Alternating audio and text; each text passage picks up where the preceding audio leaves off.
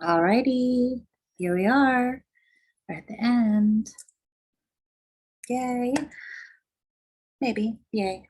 Yay that you are entering a break period of relaxation and respite, but sad that our time together has come to an end.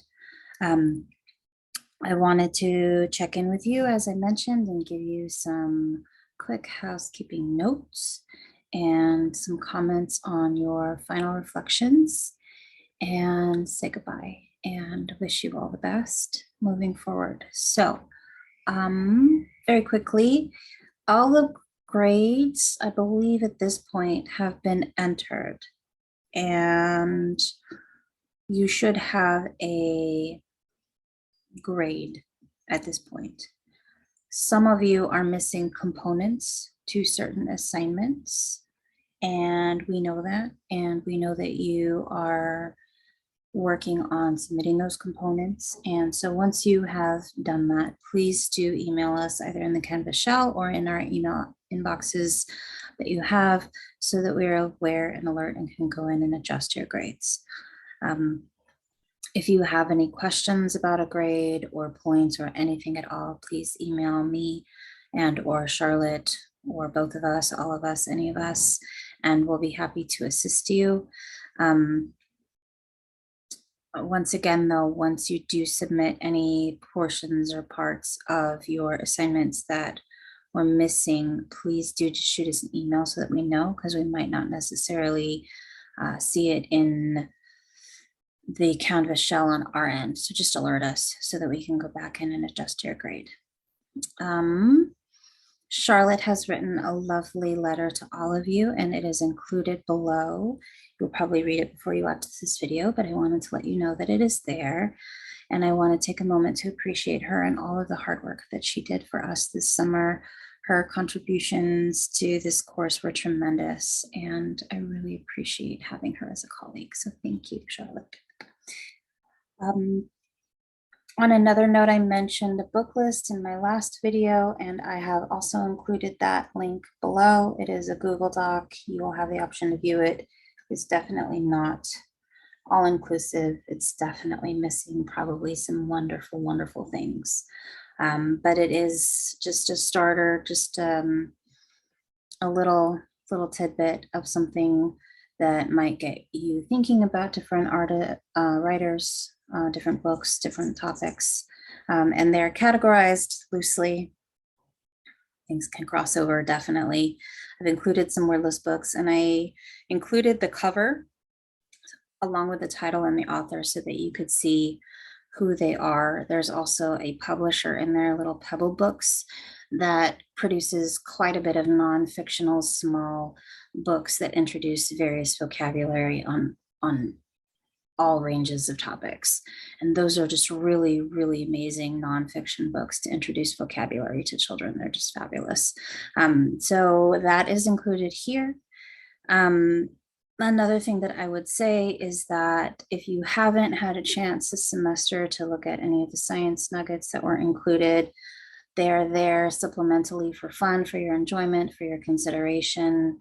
I would encourage you to go back and take a look at them. I would also encourage you to, if you're on social media, follow any of the individuals that were presented to you this summer. I have the book by Robin Wall Kimmerer, and it is amazing. I don't know if she's on social media. I should look.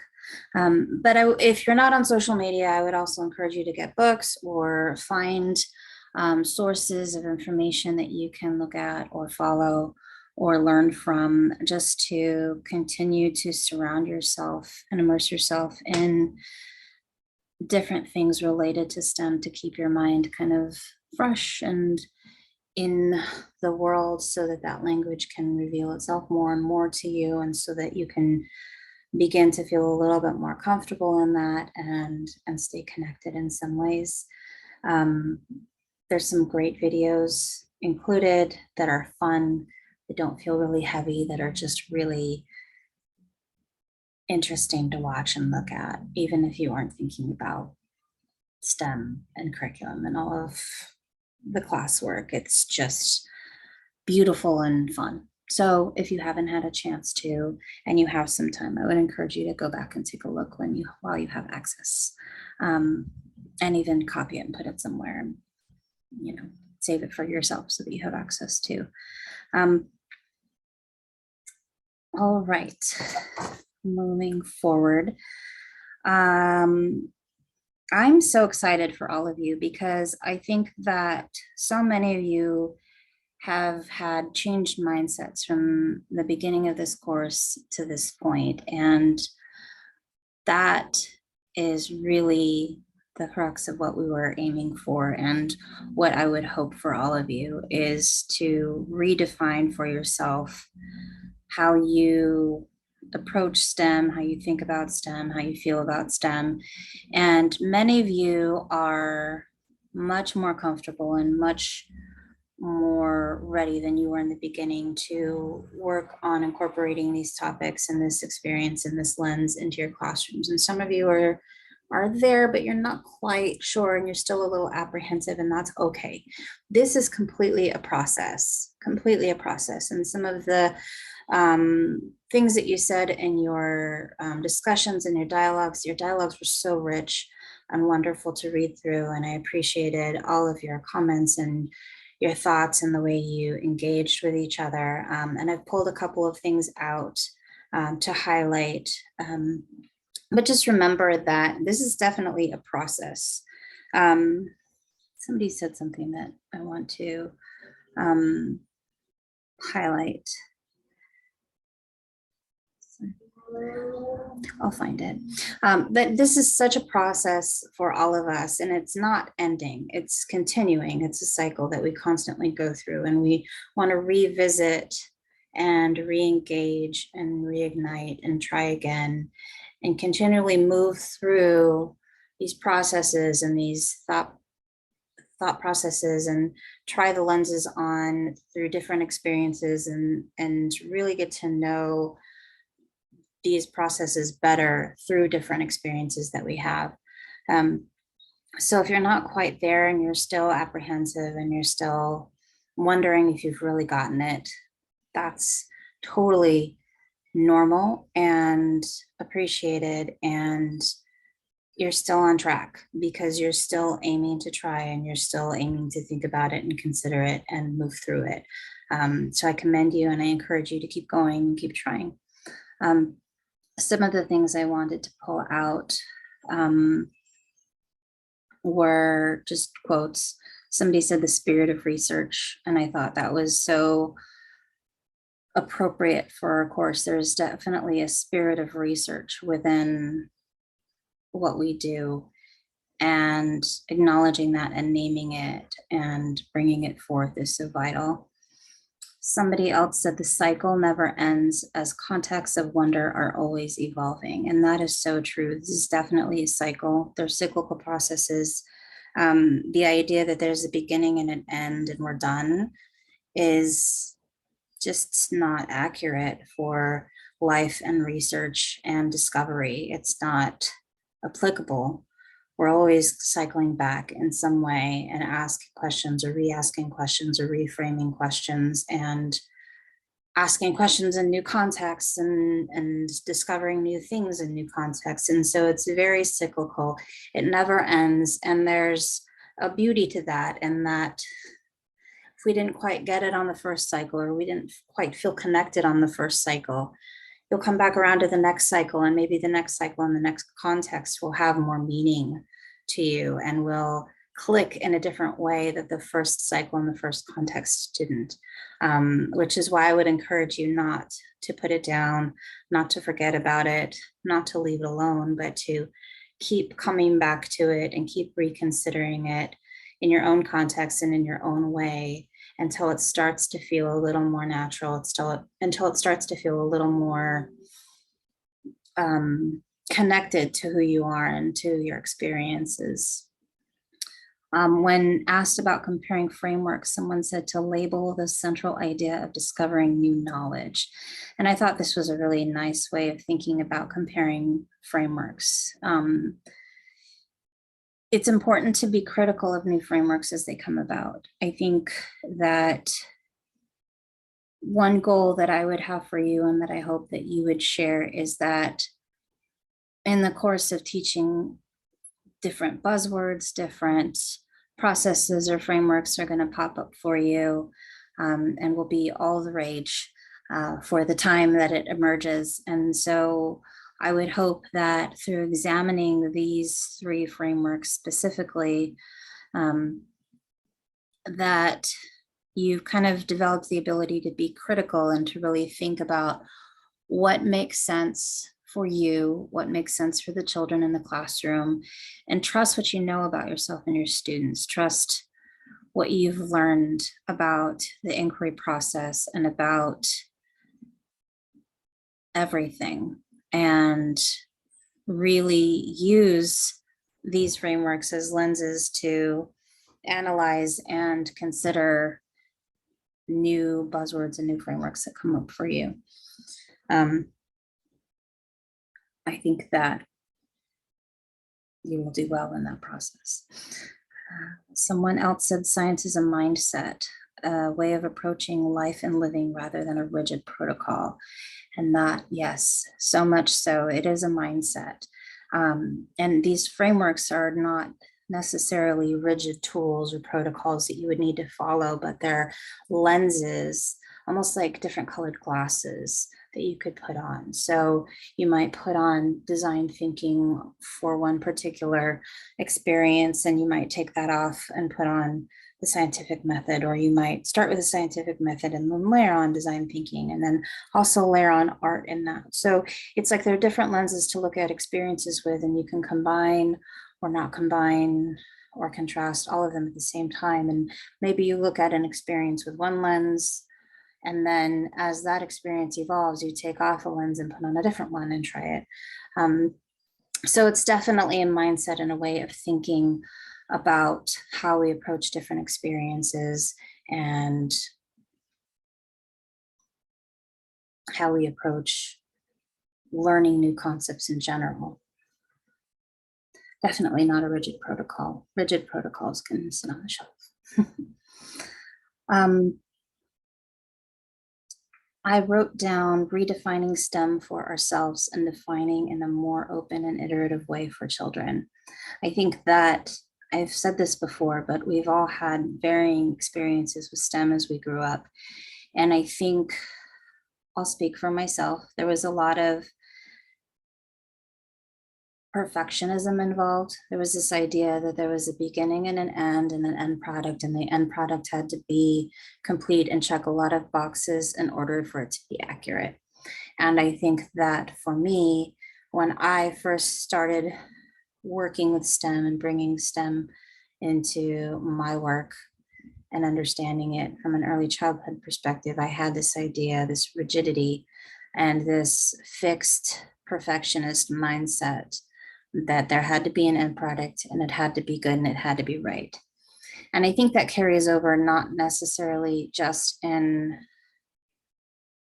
what we think we're supposed to be doing with the children, but also for ourselves, this rigidity and this perfectionism in our teaching methods and our teaching strategy, that the documentation has to be perfect, that the provocations have to be perfect, that the outcome has to be perfect, that there is an end, and the end has to be shiny and pretty and done and complete, and that you don't revisit it.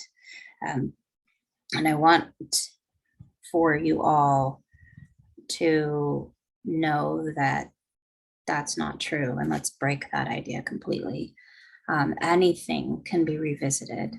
Anything can be brought back to the table to reevaluate and to look at in a different way. The idea that something is perfect at the end is just so limiting in our thinking and limiting in our ability, and can create so much anxiety and apprehension in us as educators, and that it almost is a hindrance to starting and moving forward and trying something, and that we're afraid that we're going to fail in the way we document something or the way we set something up. And thinking that we're missing a component or that we don't have enough or that we don't have the right materials. And I think that a lot of you touched on this, but I wanted to highlight it too, that it's okay to make mistakes. It's okay to not know the answers, and it's okay to come back and restart and learn through a process and say, well, that didn't work. I didn't have the right materials, or, well, that didn't work. I needed this and I didn't have that, or that didn't work. The children weren't going in that direction at all, and they didn't have any interest in what I put out. We need to go in this direction.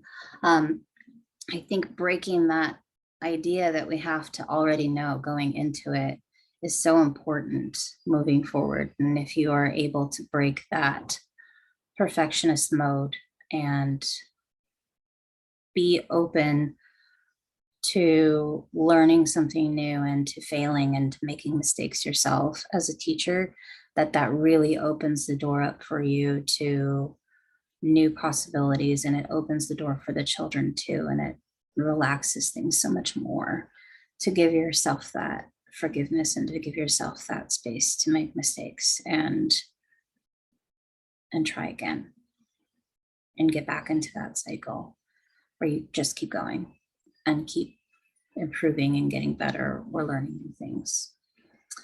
So another topic that came up was advocating for STEM in the classroom and advocating with parents in particular. And I think that, yes, I am so excited that you brought this to the table too, because a big part of our work is advocating for what we do every day. And so much of that advocacy work comes through in our documentation and what we share with our peers and what we share with other parents.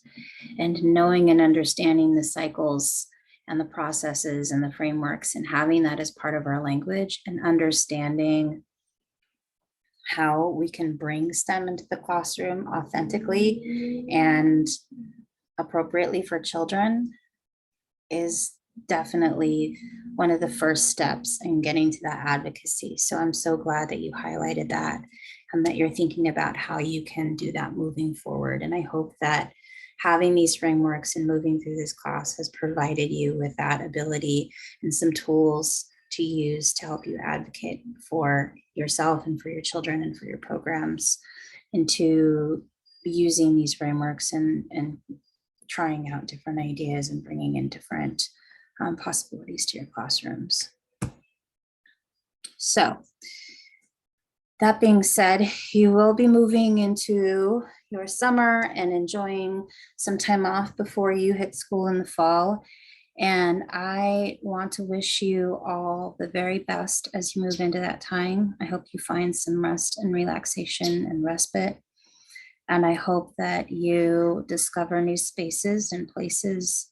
And I hope that you see things through new lenses and make new discoveries and are excited and joyful about that. And that you can see beauty in new and exciting and scary experiences. And I hope that you have a wonderful fall semester, and I hope that you have a wonderful completion to your program. And I appreciate so much all of your work and dedication to this course. I know that it was quick paced, and I know that it was hard, and I know that it was stressful. And I am very grateful to all of you for hanging in there and really digging in and trying new things, trying scary things, and reflecting deeply on your experiences. I am better for it, and I know that you are as well. So thank you so much. I appreciate all of you, and I hope that you are all well and that you will continue to be well. Thank you.